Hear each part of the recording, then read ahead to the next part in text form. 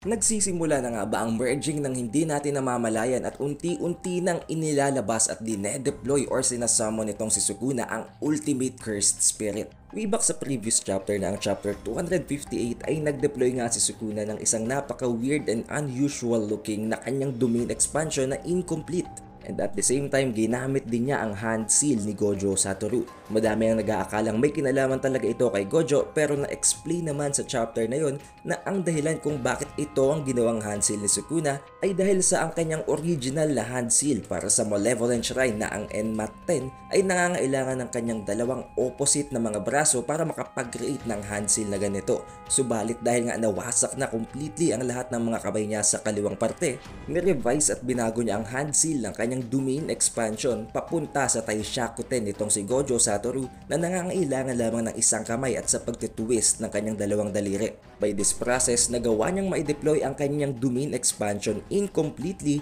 sa pamamagitan din ng tulong ng napakarami pang impromptu na mga mekanismo at sa pamamagitan ng napakaraming binding vows.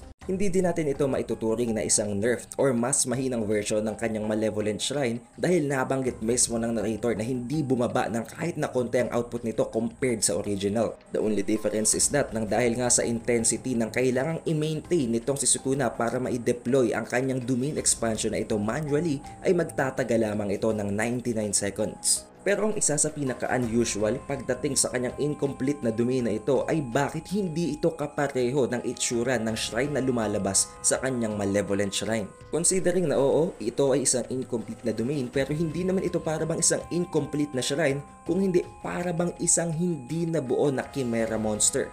At ang pinaka-significant na parte dito ay ang mga mata na naglalabasan mula sa kanyang incomplete na domain. Na pwedeng oo may kinalaman ng dahil lang nga sa ginaya niya ang domain expansion hand sign ni Gojo Satoru, subalit I think not dahil may mas malalim pa itong meaning. Kung bibilangan natin kung ilan lahat in total ang mga mata na nagsilabasan sa domain expansion na ito ni Sukuna, meron itong 8 mata na hindi naman natin maikukumpara sa 6 eyes ni Gojo. At kung iisipin, saan ba natin huling nakita ang 8 matang ito? Nakita natin ito sa pinaka-latest na illustration nitong si Gege Akutami kay Sukuna at kay Yuji Itadori. Pero saan nga ba natin maihahalin tulad ang 8 mga mata dahil ang pinakamadaming mata lang na pwede nating i-consider ay ang 6 eyes. Alam naman natin sa previous chapters na inilipat na nga ni Kenjaku ang authority ng pag-conduct ng merging kay Megumi Fushiguro na ginagamit ngayon ni Sukuna as a vessel. Pero anong kinalaman nun sa mga mata? Alam naman natin na 4 ang mga mata ni Sukuna at 4 din ang mata nitong si Master Tengen. Conduct the merging, combine them both at makakapag-create tayo ng 8 mga mata. Kung titingnan din natin mabuti ang parteng ito ng incomplete domain nitong si Ryomen Sukuna, surely may isang bagay na papasok sa isip nyo at talagang maihahalin tulad nyo ang itsura ng silhouette na ito sa merging. Or specifically sa Ultimate Cursed Spirit na mabubuo sa pamamagitan ng merging.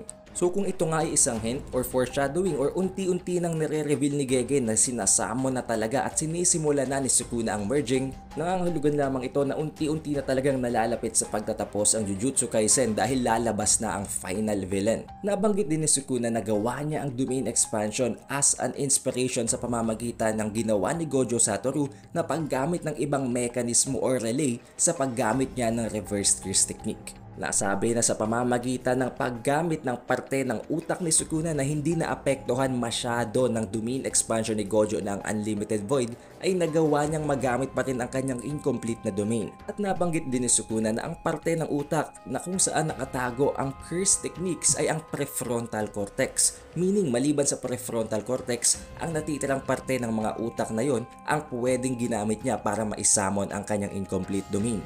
At kung i-check natin ang mga parte ng utak na ito, may kita natin na ang particular na part na ito ng brain system ay para bang kapareho ng itsura talaga ng merger. And also, it is not part of the prefrontal cortex, meaning hindi ito masyadong na-damage sa pamamagitan ng laban nila ni Gojo Satoru. Kung babalikan natin ang earlier chapters din sa manga, makikita natin na sa pinakaunang pagkikita pa lamang nitong si Sukuna at ni Yuji Itadori sa loob ng kanilang consciousness, ay makikita natin ang parabang rib-like figure na ito na kamukha ng merging. So maaring, pwede bang right in the first place ay may kinalaman talaga si Sukuna sa merging at isa siya sa mga magiging requirement para i-conduct ito. Or paano kung ang merging talaga ay isa sa mga abilidad ni Ryomen Sukuna na pinipigilan lamang ng existence nitong si Tengen. But what do you guys think? Be sure to put that in the comment section below at antayin nyo na din ang pag-release ng spoilers para sa chapter 259 this Thursday afternoon. Don't forget to leave a like, subscribe at i-ring mo na din ang bell button para sa mas madami pang Jujutsu Kaisen contents at huwag mo na din kalimutang i-follow ang ating Facebook page by the same name na Updated Weeb para sa announcement and events na ipopost natin sa page na yon. Again, it is the Updated Weeb and I'll see you in the next one.